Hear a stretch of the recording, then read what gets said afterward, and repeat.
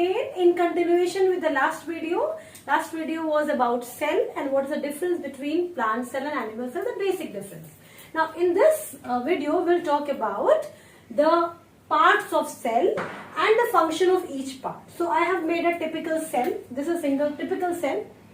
So let's make one more part. And this outer part is known as the first one. The first part is known as cell wall. This is cell wall. Now, cell wall is only present in plant cell. So, why in plant cell? Because plants require an extra membrane, an extra layer to support themselves or against the enemies. Like we can escape from enemies and we can fight against the enemies, but plants could not. So they have extra cell wall which we do not have. So basically what is the function of cell wall? That for protection. Fine. Next come to cell membrane.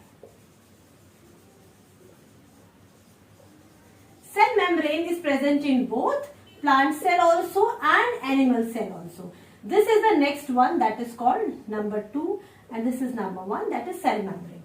Cell membrane is also known as plasma membrane.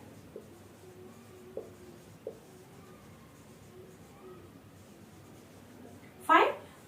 And the special thing about cell membrane, it is selective membrane. Selective membrane means suppose एक ये cell है, यहाँ बनाती हूँ छोटा सा, एक ये सेल है, इसके एडजेसेंट में ये सेल, इसके एडजेसेंट में ये सेल, इस तरह से सेल सारे कंबाइन होते हैं and then they form tissue. Now, if anything wants to enter inside the cell, भाई कुछ ना कुछ आना होता है ना, because there are many processes which takes place inside the cell. Fine. तो सेल वॉल से तो एंटर कर गया. फाइन. और हमारी बॉडी में तो सेल वॉल ही नहीं है, सो डायरेक्ट उसको मेम्ब्रेन से एंटर करना है. फाइन. तो अगर मेम्ब्रेन से हर एक पार्टिकल, हर एक मॉलिक्यूल एंटर कर जाएगा, then it is very difficult for a cell to survive. So पहला बैरियर जो होता है that is a cell membrane. It is selective membrane और it is also known as selectively permeable. What do you mean by this word? This question is very common. Why cell membrane is selectively permeable? Cell membrane is selective because it allows only the certain material to come inside the cell. सब कुछ तो cell के अंदर नहीं आ सकता ना, because we know that all the life giving activities वो cell के अंदर ही होती है. Third come. The third and a very important part that is known as cytoplasm. What is a cytoplasm? The third one. Third.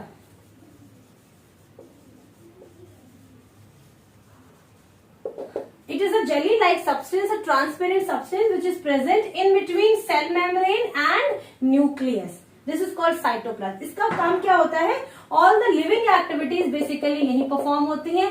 Now, next is I am saying that we have a mitochondria also, है ना?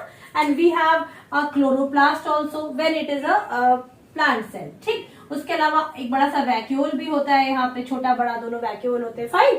सो ये सब क्या है? What are these? So in a cytoplasm these are known as organelles which are present inside the cell. They are known as organelles. जैसे आपके organs होते हैं ना, हैंड, आईज, ईयर, नोज, ये सब क्या है? हमारे ऑर्गन्स है. फाइन. सो ऐसे ही सेल के अंदर जो स्ट्रक्चर होते हैं they are known as organelles. Fine. जैसे क्या क्या ऑर्गेनेली हो गई? माइटोकॉन्ड्रिया हो गया, क्लोरोप्लास्ट हो गया, ribosome, Golgi, endoplasmic reticulum, they all are Golgis. Now the next part is known as the nucleus. This is the nucleus. Nucleus is the control center of the cell. Nucleus is also known as control center of the cell. It is spherical in shape. Generally, it is spherical in shape, present either in between or side. Any of the side may be present. क्यों? क्योंकि plant cell में बेटा ये जो vacuole होता है, जो खाली जगह होती है, बहुत बड़ी होती है. तो न्यूक्लियस थोड़ा सा टुवर्ड्स राइट और टुवर्ड्स लेफ्ट शिफ्ट हो जाता है. फाइन. सो बट इसका फंक्शन सेम है. It is the control centre. It controls the whole cell. This is present in plant cell also and in animal cell also. Plant cell में ये towards the end present होता है. Animal cell में ये बिल्कुल center में present होता है. They carry chromosomes. What are chromosomes? Chromosomes are those structures which are transmitted from one generation to another. Fine. तो जैसे हम डीएनए कहते हैं ना, तो कंडेंस डीएनए जो हमारा होता है, every cell is having DNA, है ना. हमारी आइडेंटिटी क्या है, what we are human being. कहाँ है वो आइडेंटिटी, वो आइडेंटिटी हमारे हर सेल में है। फाइन, सो हर सेल के अंदर वो कंडेंस फॉर्म में है, दैट इज कॉल्ड क्रोमोसोम। और वो कहाँ है, it is present inside the nucleus. Is a hereditary material. Hereditary means that pass on from one generation to another.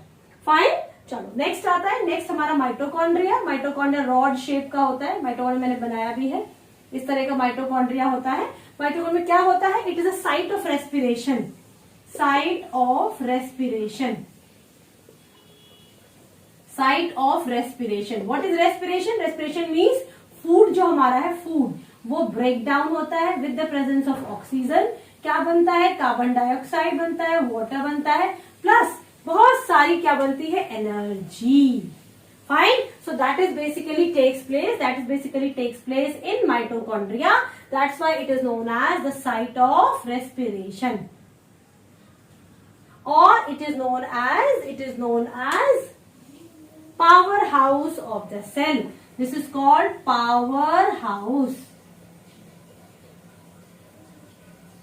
Powerhouse of the cell. Fine. Why it is called a powerhouse of the cell? Many times this question asked, because the energy is released by this organelle by the process of respiration. Okay.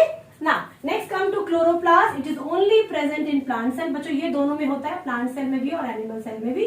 Now come to chloroplast. It is only present in plant cell. Why? Because this is a site where photosynthesis takes place.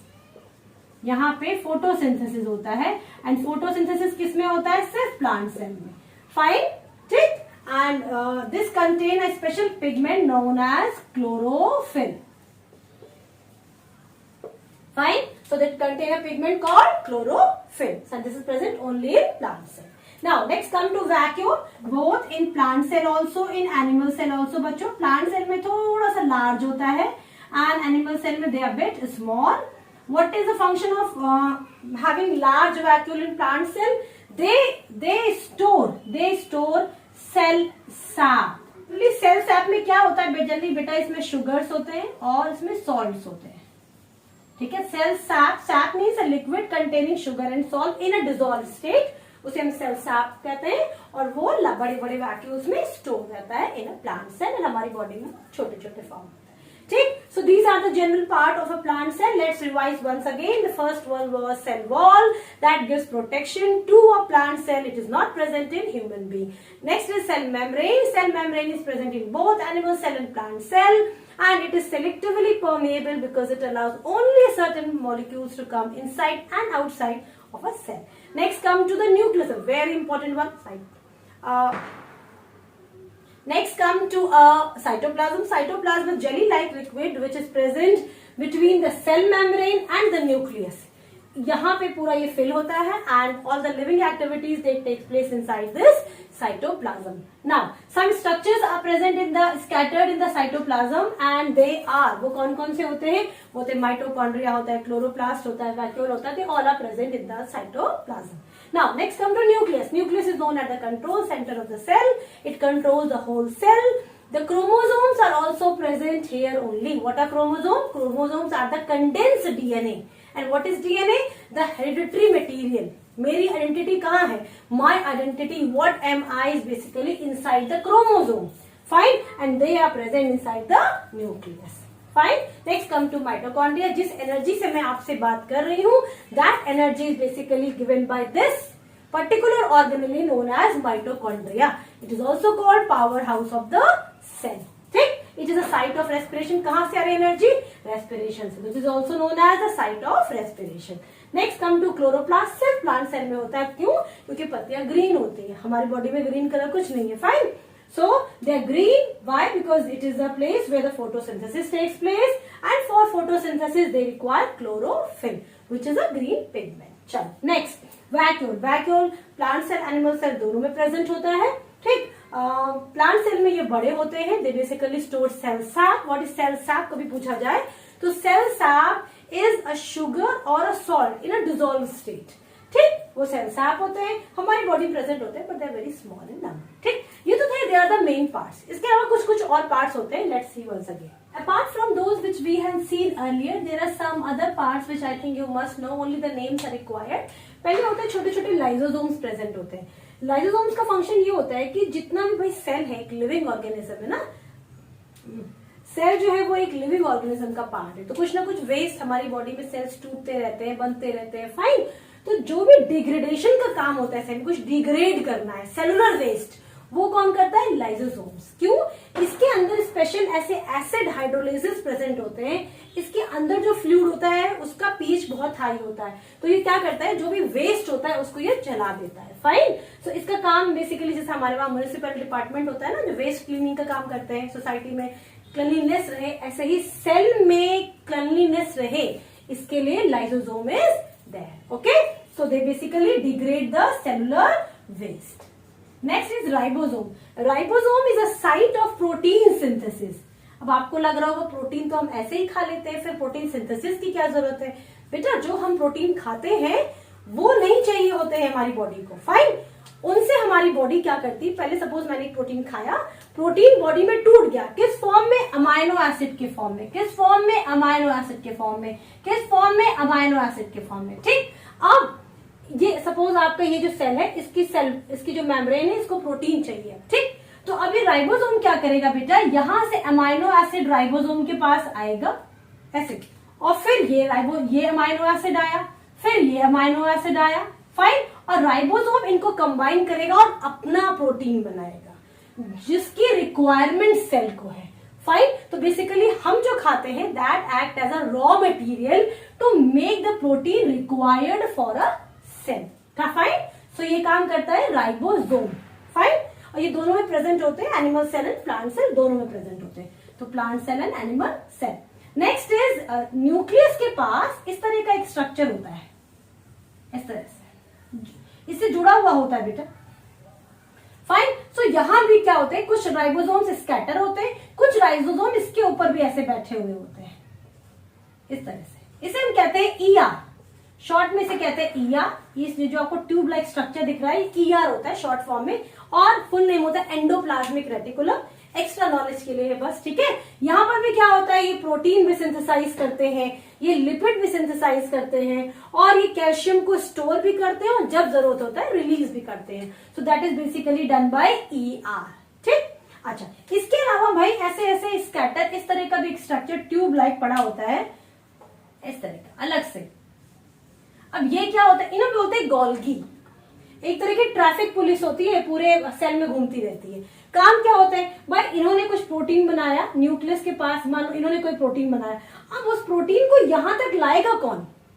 जो transportation का काम है that is done by Golgi. So whatever they make lipid, they make protein. Fine. They all are transported to a cell और to a cell membrane. That is done by Golgi. तो Golgi का basically काम transport का है. इसे हम traffic police भी कहते हैं of a cell. Fine. I hope all the parts of a cell is clear to you and you understood the topic well. Next video will be a short on prokaryote and eukaryote cell.